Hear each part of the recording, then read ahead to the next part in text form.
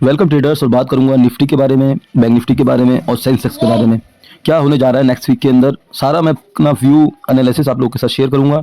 और जो भी मेरा वीडियो पहली बार देख रहे हैं उनसे मैं रिक्वेस्ट करूंगा पूरा वीडियो देखिएगा। अगर आपको नेक्स्ट वीक के अंदर वो मार्केट में नहीं दिखता है तब आप लोग मुझे बताना कि क्या मेरा एनालिसिस सही था गलत था। क्योंकि जब भी मैंने वीडियो शेयर किया है, आप मेरा ट्रैक रिकॉर्ड देखिए, मेरे वीडियो लगातार नहीं आ रहे हैं, that is other thing. But जब भी मैंने वीडियो शेयर किया है उसके बाद मार्केट के अंदर रिएक्शन और जो मेरा प्रोबेबिलिटी है वैसे ही मार्केट ने रिएक्ट भी किया है। तो फटाफट वीडियो शुरू करते हैं। और मैं इतनी उम्मीद करूंगा कि भाई जिसने वीडियो देख लिया है एक दो दोस्तों के साथ शेयर जरूर करो यार, मेरे चैनल को सपोर्ट करो, तभी मैं आपको लगातार वीडियो भी देने वाला हूँ। सो कुछ लोग पी की पोजीशन ले गए हैं, कुछ लोग सी की पोजीशन ले गए हैं। ओवरऑल सारा डिसीजन जो है बजट के ऊपर ही आना है। बजट का जो कह सकते हो रिएक्शन है वो मुझे लगता है मंडे को देखने को मिल सकता है। पहले हम देखते हैं क्या क्या बड़ी बड़ी अपडेट है। देखिए, ये जो बजट के अंदर अनाउंसमेंट हुई है 12 लाख तक सैलरी वाले को कोई टैक्स नहीं देना, तो मेरे हिसाब से जो रिटेलर्स है मैक्सिमम और जो कह सकते हो मिडिल क्लास फैमिली है, वो पिछले 2 बजट से यही इंतजार कर रहे थे कि इतने सारे बजट आ गए, मिडिल क्लास के लिए कुछ नहीं होता, कुछ नहीं होता। इस बार जो कर दिया है ना वो उन्होंने सोचा भी नहीं होगा, ये बियॉन्ड द एक्सपेक्टेशन हो गया है। तो जाहिर सी बात है मार्केट को था कि भैया थोड़ा बहुत ऊपर नीचे स्लैब को करेंगे, बट इन्होंने तो भाई 1 लाख रुपए महीना सैलरी वाले को ही टैक्स ब्रैकेट से बाहर निकाल दिया मोटा मोटा। और जैसे कि आप लोगों को पता ही है मार्केट के अंदर 3 ही शक्तियां हैं जो मार्केट को अप डाउन करती हैं। एक हो गए एफआईआईज, बाहर के निवेशक और जो ट्रेडर्स कह लो, दूसरे हो गए डीआईएज जो यहाँ के म्यूचुअल फंड वगैरह हैं, बड़े बड़े इंस्टीट्यूशन हैं वो, और थर्ड पे आते हैं रिटेलर्स। तो थर्ड वाले जो है दोस्तों, ये उनके लिए बहुत बड़ी रिलीफ है, छोटी मोटी नहीं है भाई। 2013-14 में आप लोग को पता होगा तो 1 से 2.5 लाख वाले इनकम वालों का जीरो होता था टैक्स। आज 10 साल बाद हम 12 लाख वालों को जीरो कर रहे हैं भाई। तो इतना बड़ा चेंज है ये, जाहिर सी बात है बहुत बड़ा रिलीफ है।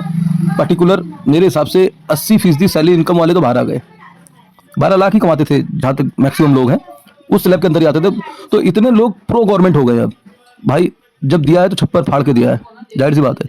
अब उनको दिमाग नहीं लगाना कि भाई मैं टैक्स सेविंग में 1 लाख रुपए करूं, पीपीएफ में डालूं, इंश्योरेंस लूं, ये करूं वो करूं, पर्चियां भरूं रेंट की, ये सब करूं, ये सब में कोई दिमाग नहीं लगाना। अब उनको सिर्फ फोकस लगाना है कि भैया मुझे 12 लाख कमाने हैं तो मुझे कोई टैक्स नहीं देना। जो बच रहे हैं उस पैसे से यार कुछ एसेट्स खरीदेंगे, कुछ हो सकता है स्टॉक मार्केट में पैसा आए, कुछ और परचेजिंग पावर बढ़ेगी रिटेलर्स की। तो जाहिर सी बात है घूम फिर के पैसा इंडिया के अंदर रहने वाला है और जाहिर सी बात है कुछ पोर्शन मार्केट के अंदर भी आएगा। तो ये तीसरी शक्ति को स्ट्रॉन्ग करा गया है इस पर्टिकुलर बजट के अंदर।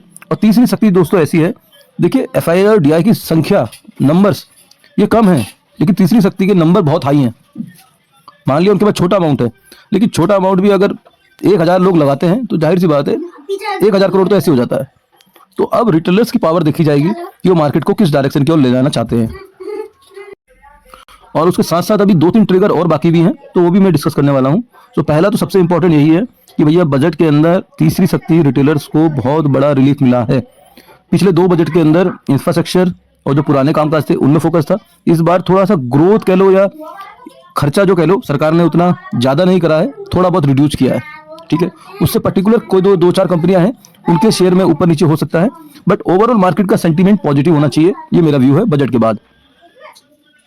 ये हो गया दोस्तों पहला ट्रिगर। दूसरे ट्रिगर में आता हूं, अब है आरबीआई पॉलिसी। बजट तो हो गया डन, उसका रिएक्शन नेक्स्ट वीक में सोमवार को भी आ सकता है, मंगलवार को भी आ सकता है, ऐसा नहीं है, ट्यूसडे को भी आ सकता है। जरूरी नहीं है कि भाई सोमवार को मार्केट बढ़ जाए। ये मैं वीकली बता रहा हूं आपको कि नेक्स्ट वीक में होने क्या जा रहा है, ठीक है। तो बजट डन, अब आ रही है आरबीआई पॉलिसी की। और उसके ऊपर भी आरबीआई पॉलिसी के ऊपर भी पॉजिटिव ही न्यूज निकल के आ रही है कि रेट कट के चांसेस इंक्रीज हो गए हैं, कह सकते हो 25 बेसिक पॉइंट के, और वो होगा 7 फरवरी को।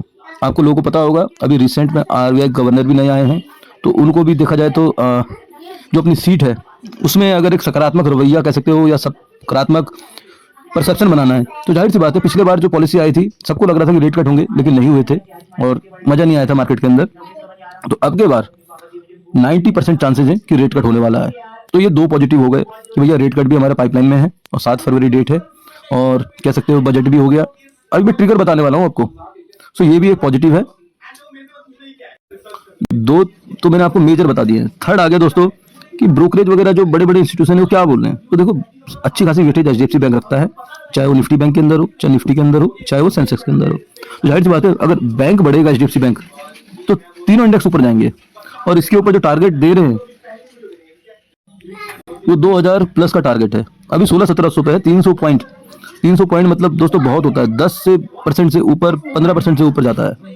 अगर HDFC बैंक 10-15% बढ़ता है तो इंडेक्स कह सकते हो हवाई उड़ जाएगा अपसाइड में। ठीक है, तो ये भी पॉजिटिव है।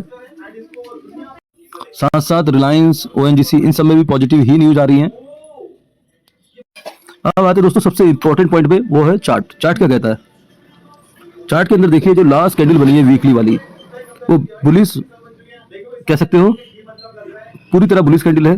जो पिछली 2 वीकली कैंडल थी उन 2 को बिल्कुल खा गई है और कह सकते हो उसके ऊपर ही क्लोजिंग दी है। आप थोड़ा बड़ा करके देखो, ये देखो, तो यहां से भी एक पॉजिटिव दिख रहा है चार्ट के अंदर कि भैया ये जो 2 कैंडल थी इसको तो मार्केट खा गया है और ऊपर क्लोजिंग दी है, तो जाहिर सी बात है ये भी पॉजिटिव साइन है। ठीक है, ये हमें कैंडल पे भी दिख रहा है। अगला रेजिस्टेंस सीधे सीधे यहाँ पर है, ये रेड कैंडल, इसके बाद तो कोई रेजिस्टेंस है ही नहीं। मैं यहाँ पर लाइन मार देता हूँ। जो थोड़ा सा लंबे समय के लिए होल्ड करते हैं, वीक के लिए या 10 दिन के लिए, उनको बता रहा हूँ। ये देखिए अगला रेजिस्टेंस जो मुझे दिख रहा है सेंसेक्स के अंदर, वो यहीं पर दिख रहा है वीकली पे 79,500 और अभी 77,500 है। तो 2000 पॉइंट की रैली आनी भाई सेंसेक्स के अंदर। 2000 पॉइंट बहुत होता है।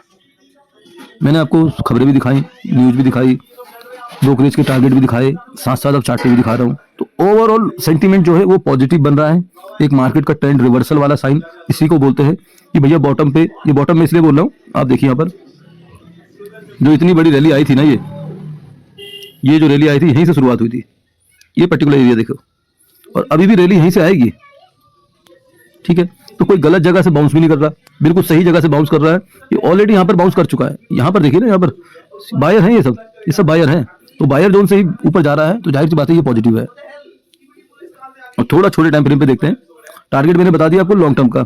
यहाँ पर देखिए बहुत लोग ट्रैप भी है कुछ इस तरीके से। अगर हम इस ट्रेंड लाइन को यहाँ पर ले लेते हैं तो ये देखिए, ये आपको प्रॉपर ब्रेक डाउन फेलियर दिख रहा है। जिसने ये पोजीशन ली होगी भैया, ये हेड एंड शोल्डर है वीकली का, और यहाँ पर रीटेस्ट करके ये ब्रेकडाउन दे रहा है, वो सारे ट्रैप है यहाँ पर। अब अगर मार्केट बढ़ना शुरू करता है तो जाहिर सी बात है शॉर्ट कवरिंग भी आएगी। अल्टीमेट जो स्विंग बचता है मार्केट के पास, वो ये स्विंग है सेंसेक्स के पास 82,000। ये टारगेट है जो स्विंग है। अगर मैं स्विंग पकड़ता हूँ तो स्विंग मीन्स एक ऐसा आया, फिर ऐसा आया, ये ऐसे। तो अगर इसको क्रॉस कर देता तो भाई डब्ल्यू भी बन गया और कह सकते हो ट्रेंड रिवर्सल भी हो गया। तो 82,000 एक बहुत इंपॉर्टेंट लेवल है। यहाँ पर जाके मार्केट थोड़ा टाइम लेगा, तब तोड़ेगा।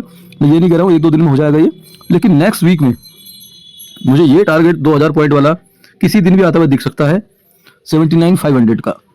ये ठीक हो गया, समझ में आ गया। अब ट्रेड कैसे करना है छोटे टाइम फ्रेम में देखते हैं। देखिए मार्केट के अंदर चाहे ग्लोबल सेंटीमेंट की वजह से गैप डाउन हो या कुछ भी हो, ये जो लेवल है 77,000, ये एक इंपॉर्टेंट लेवल है। लास्ट स्विंग में यहाँ पर है, तो जाहिर सी बात है हो सकता है कि यहाँ पर भी लोगों को ट्रैप किया जाए, यहीं कहीं मार्केट गैप डाउन खोले, इसको तोड़े, फिर ऊपर जाए, ऐसे करके जाएगी मार्केट। ये पॉसिबल है अगर गैप डाउन होता है तो, क्योंकि यहाँ पर लोगों को लगे स्विंग ब्रेक हो गया है कि भैया अब पी साइड जाने वाला मार्केट, तो अब हम इसके अंदर एंट्री बना लेते हैं। तो भाई ट्रैप करके जाता है मार्केट ओवरऑल। और अगर गैप डाउन नहीं होता है, सीधे मार्केट 77,850 के ऊपर खुलता है, तो सीधे सीधे सी में एंट्री बनाई जा सकती है। और टारगेट रहेगा 78,250 और 78,450, ये 2 टारगेट के लिए। इसके बीच में कोई भी आपको डिप मिले, ये देखिए ये स्विंग है ना, जो इस स्विंग तक कोई डिप मिले यहाँ तक, तो ये सिर्फ बाइंग है, यहाँ तक बाइंग। जैसे अगर नीचे भी निकलता है, इसके ऊपर आ जाता है, फिर बाइंग करना है। अब मैं दोबारा समझा देता हूँ। मान लीजिए गैप डाउन खुला, नीचे गया, पी साइड थोड़ा बच के रहना है। पी साइड मुझे लगता नहीं मार्केट कंटिन्यू करने वाला है फिलहाल, नीचे जाता है छोड़ देना मार्केट को। जैसे इसके ऊपर आके सस्टेन करने लग जाए, क्लोजिंग दे दे 77,000 के, फिर सी की पोजीशन बनाना। पहला टारगेट ये रहेगा, दूसरा तीसरा ऐसे। यहीं बीच में खुलता है तो तोड़ता है तो एंट्री बना लेना। टारगेट अपना 78,250 78,400 तक का टारगेट मंडे या ट्यूसडे के अंदर देखा जा सकता है। किसी को कुछ समझ में ना आया हो, कुछ लॉजिक समझ में ना आया हो कि भैया मार्केट क्यों बढ़ेगा, तो मुझे बता देना, और क्यों गिरेगा आपको लगता है वो आप मुझे कमेंट में बताओ। सो बात समझ में आया तो वीडियो को लाइक, चैनल को सब्सक्राइब जरूर करिएगा। थोड़ा मोटिवेट करिए मेरे चैनल को भी, थोड़ा शेयर वेयर करिए, तभी जाके तो मजा आएगा मुझे भी। मिलते हैं नेक्स्ट वीडियो में। Thank you very much.